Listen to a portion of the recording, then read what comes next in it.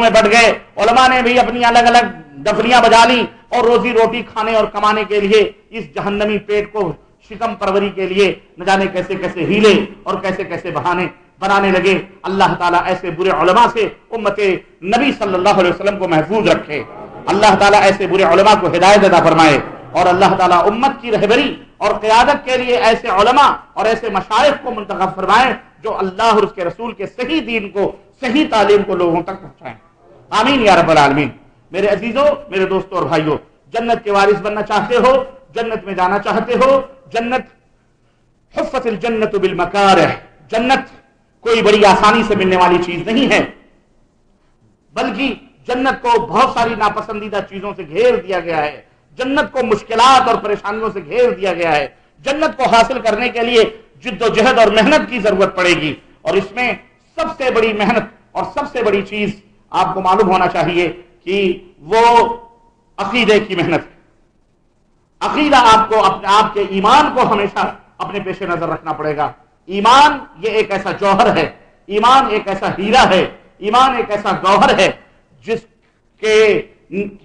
کو ختم کرنے کے لیے یا جس کو لوٹنے کے لیے یا جس کو قبضہ کرنے کے لیے یا جس کو چھیننے کے لیے آپ کے دائیں بائیں آگے پیچھے مکمل طور پر شیطان گردش میں لگا ہوا ہے، مکمل طور پر شیطان گردش میں لگا ہوا ہے اور چکر لگا رہا ہے کہ کس طرح سے اس بندے کے دل سے ایمان کے اس روشنی کو چھین لے، اس گوہر کو، اس جوہر کو، اس ہیرے کو چھین لے اور اسے مرتد بنا دے، اسے مشرک بنا دے، اسے کافر بنا دے، اسے بدعتی بنا دے، اسے نبی کے راستے سے ہٹا دے اور ان راستوں کے اوپر چلا دے جو ان کے اپنے بناوٹی راستے ہیں، خود ساختہ راستے ہیں، خود ساختہ طریق ہیں، اس راستے سے ہٹا دے۔ اس کے بعد وہ مطمئن ہو کر کے سو جاتا ہے۔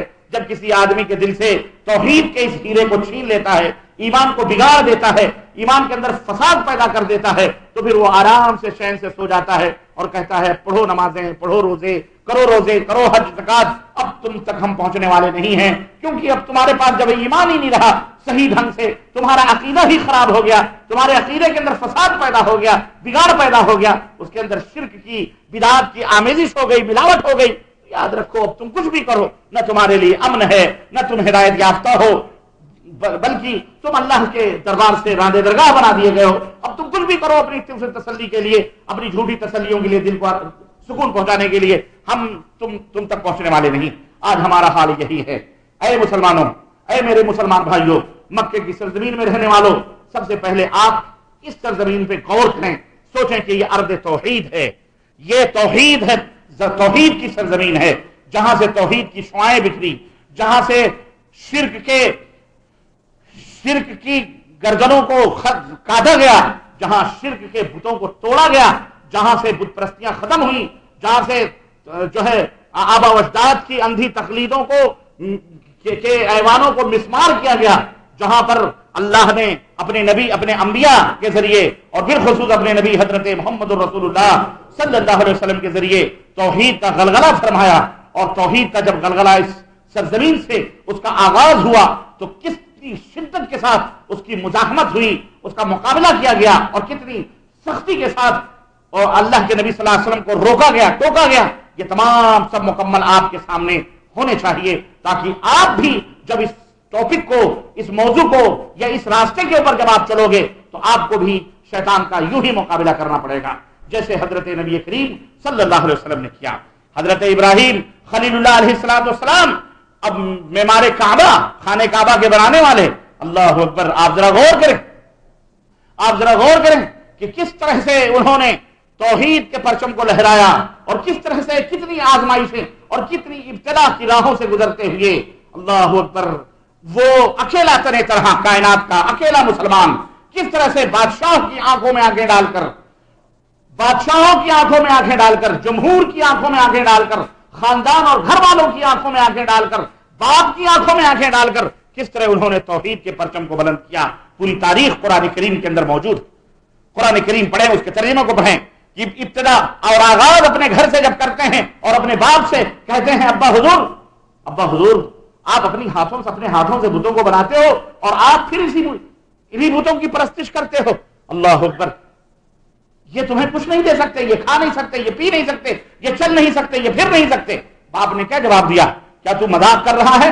اگر تو اپنی حرکتوں سے باز نہ آیا ابراہیم تو پھر یاد رکھ ہم تمہیں پتھروں سے مار مار کر کے ہلاک اور برباد کر دیں گے، نکل جاؤ ہمارے گھر سے۔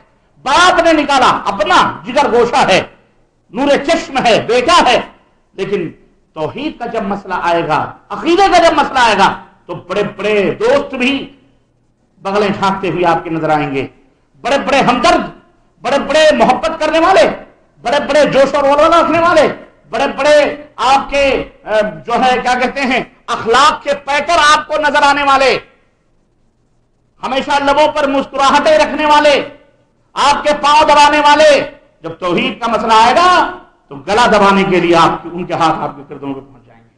یہ چیز ایسی ہے، باپ سے بڑھ کر کے شفیق اور مہربان کوئی نہیں ہوتا۔ آپ قرآن پڑھیے، حضرت ابراہیم علیہ السلام کو بھگا دیا ہے۔ حضرت ابراہیم علیہ السلام اس کے باوجود بھی کہنے لگے میں اللہ سے دعا کروں گا، میں جا رہا ہوں۔ قوم میں آئے اور قوم کو بھی قانع کیا۔ قوم جو شمس و قمر کی پرستش کرتی تھی، ستاروں کی پوجا کرتی تھی، اس کے سامنے بھی ایک مرحلہ رکھا، ایک بات رکھی سمجھانے کے لیے، تاکہ میری قوم کم از کم کسی طرح سے سمجھے۔ اللہ اکبر، رات ہوئی، ستارے روشن ہوئے، کہا کہ ھذا ربی، یہ ستارے میرے معبود ہیں، میرے رب ہیں۔ لیکن جب چاند نکلا تو ستارے ڈوب گئے، کہا نہیں، ڈوبنے والے میرے خدا نہیں ہو سکتے، میرا معبود ڈوبنے والا نہیں ہو سکتا۔ کیا نقطہ بیان کیا حضرت ابراہیم علیہ السلام نے، قوم کے دماغوں میں ڈالا کہ یہ معبود کیسے ہو سکتے ہیں جو اپنا تحفظ نہ کر سکیں، جو خود روشن نہ رہ سکیں۔ یہ بتاؤ، جو خود نہ اپنے زندگی کے مالک ہوں، جو خود اپنی موت اور حیات کے مالک نہیں ہیں، وہ معبود ہو سکتے؟ انہیں سجدہ کیا جا سکتا؟ انہیں مشکل کشا مانا جا سکتا؟ انہیں حاجت روا مانا جا سکتا ہے؟ وہ تمہیں بیٹا بیٹی دے سکتے ہیں؟ یہ حضرت ابراہیم خلیل اللہ علیہ السلام نے ایک فکر دی ہے، ایک عقیدہ دیا ہے قرآن کریم کے اندر۔ چاند نکلا بڑا، کہا ہاں یہ چاند کی بھی پوجا کرتے ہیں۔ اس کے بعد کہنے لگے یہ چاند میرا رب ہے۔ چاند بھی ڈوب گیا، سورج نکلا، اس کا ابا پوری دنیا کو روشن کرنے والا، کہا یہ سب سے بڑا ہے، اس نے تو چاند کو بھی مار گرایا۔ چاند میرا معبود ہو سکتا کیونکہ ڈوبنے والوں کو میں اپنا معبود۔ اور ایک وقت آیا، ہر عروج زوال، ہر عروج کو زوال ہوتا ہے۔ چاند بھی، سورج بھی نکلا اور سورج کے بارے میں کہا یہ میرا رب ہے، لیکن یہ وقت آیا کہ سورج بھی غرق ہونے کو آیا، سورج کا بھی چہرہ پیلا پڑ گیا اور سورج بھی آنکھوں سے اوجھل ہو گیا۔ حضرت ابراہیم نے کہا لوگو، یہ ڈوبنے والے معبود ہو سکتے؟ تینوں کی پوجا تم کرتے ہو، جو اپنی زندگی اور موت کے مالک نہ ہو وہ معبود ہو سکتے؟ وہ کسی کو بیٹا بیٹی دے سکتے؟ وہ کسی کی مشکل دور کر سکتے؟ بہت آسان سا مسئلہ حضرت ابراہیم نے پیش کیا ہے۔ اللہ کی قسم، جتنا سہل اور جتنا آسان توحید کا مسئلہ ہے، دنیا میں اور کوئی مسئلہ اتنا سہل نہیں ہے، لیکن سمجھنے کے لیے یہ اتنا کڑوا ہے، یہ اتنی سخت گولی ہے کہ یہ حلق سے نیچے اترتی نہیں ہے لوگوں کی۔ کیوں؟ شیطان اٹکا دیتا ہے، شیطان موجود ہے۔ کیوں؟ شیطان کو معلوم ہے کہ یہ گولی اس کے حلق کے نیچے سے اتری، خلاص جنت اس کا مقدر بن گئی، اور اسے جنت میں ہم جانے، اس کے باپ کو ہم نے جنت سے نکلوایا تو یہ کیوں جائے گا جنت؟ اسے ہم جنت کا وارث بننے۔ یاد رکھو مسلمانوں، یاد رکھو، مر جاؤ گے، اللہ کی قسم ہماری دعوت آج کے لیے نہیں ہے۔ یہ تو 35 برس، 40 برس، 100 برس کتنا جی لو گے؟ یہ چند روزہ زندگی ہے، کسی طرح سے گزر جائے گی۔ ہمارا پیغام، ہمارا میسج، ہمارا مشن، ہماری دعوت، ہمارا آوازہ، ہماری پکار اس دن کے لیے ہے جس دن کو بنانے کے لیے اللہ عز و جل نے آپ کو بنا پیدا کیا ہے۔ وما خلقت الجن والانس الا ليعبدون، ہم نے انسان اور جناتوں کو اس لیے پیدا کیا ہے تاکہ وہ میری خالص عبادت کریں، میرے ساتھ کسی کو شریک۔ میرے عزیزوں، اس زندگی کے لیے یہی حضرت ابراہیم علیہ السلام نے آخرکار قوم نے نہیں سمجھنا تھا، نہیں سمجھی قوم۔ ایک دن آیا اور آپ نے دیکھا کاش ہم میں کوئی ایسا باطل شگن پیدا ہو، لیکن جسے اقبال نے کہا تھا کہ آج بھی ہو جو بڑا ہی